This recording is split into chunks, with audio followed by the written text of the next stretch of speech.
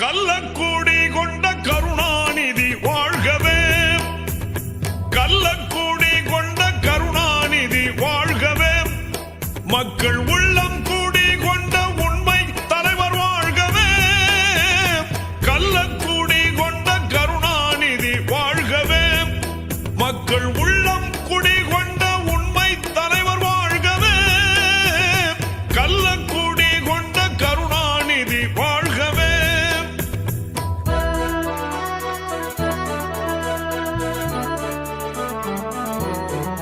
Doctor கலைஞர், doctor கலைஞர், doctor கலைஞர், முத்தமிழ் கலைஞர் வாழ்க, முத்தமிழ் கலைஞர் வாழ்க, முத்தமிழ் கலைஞர் வாழ்க, முத்தமிழ் கலைஞர் வாழ்க, டாக்டர் கலைஞர், டாக்டர் கலைஞர், முத்தமிழ் கலைஞர் வாழ்க, முத்தமிழ் கலைஞர் வாழ்க, முத்தமிழ் கலைஞர் வாழ்க, தந்தை பெரியார், தந்தை பெரியார், தத்துவ மேத பெரியார், தத்துவ மேத பெரியார், ஈராட்டு திங்க பெரியார், பகுத்தறி பகல் பெரியார், பகுத்தறி பகல் பெரியார், வெள்ளடிமை ஒழித்த பெரியார், சாதி இளையடித்த பெரியார், தந்தை பெரியார், தமிழர் தலைவரவரி. தன்னை பற்றி ஒரு வரியில் விமர்சனம் செய்து கொள்ளுங்கள் என்று செய்தியாளர்கள் கேட்டபோது முத்தமிழறிஞர் கலைஞர் அவர்கள் மானமிகு சுயமரியாதைக்காரன் என்பதை தெளிவாக பிரகடனப்படுத்தினார்.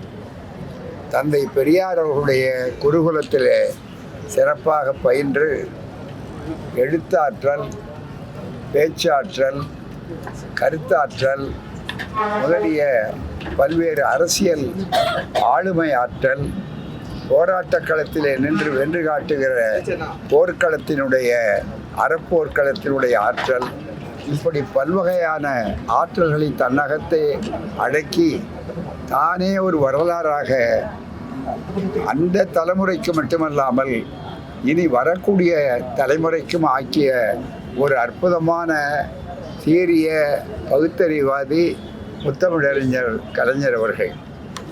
தந்தை பெரியார் அவர்களால் அவர்கள் மாணவ பருவம் தொட்டு ஈர்க்கப்பட்டவர். அப்படிப்பட்ட அந்த உணர்வை அவர் இறுதி மூச்சு அடங்குகின்ற வரையிலே விடாது மட்டுமல்ல, அவருக்கு பின்னாலும் இந்த இயக்கம் எப்படி அண்ணாவுக்கு பின்னால் அவர் தலைமை தாங்கி சிறப்பான வரலாற்றை உருவாக்கினார்களோ அதுபோல அவருக்கு பின்னாலே திராவிட மாடல் ஆட்சி அமைப்பதற்கு நம்முடைய அருமை தளபதி சமூக நீதிக்கு சரித்திர நாயகராக வாழ்ந்து கொண்டிருக்கக்கூடிய மு.க. ஸ்டாலின் அவர்கள் தொடர்ந்து அந்த ஆட்சியை நடத்துகிறார்கள்.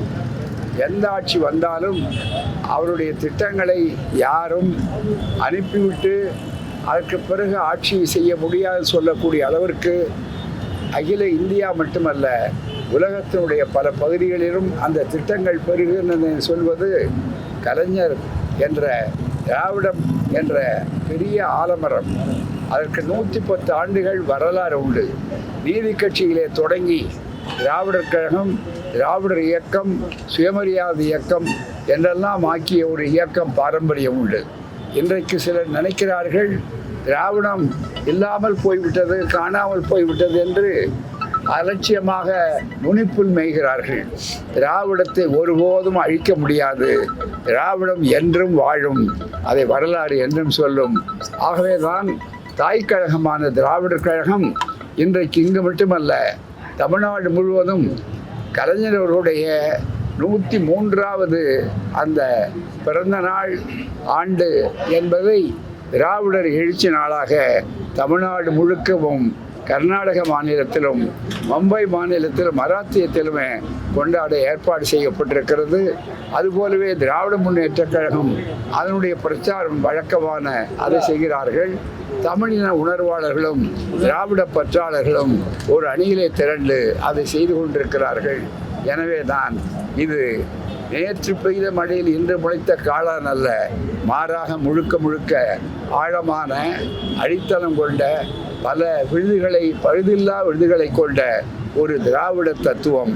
ஆகவே கலைஞருடைய பிறந்தநாள் என்பது ஒரு தனி மனிதனுடைய பிறந்தநாள் அல்ல, ஒரு தத்துவத்தினுடைய பாதுகாப்பு பீடம் என்பதை தெளிவாக மகிழ்ச்சி கொண்டு கலைஞர் வாழ்க, திராவிடம் வெல்க என்ற உறுதியோடு திராவிடர் கழகம், தாய் கழகம் தன்னுடைய பயணத்தை தொடர்கிறது.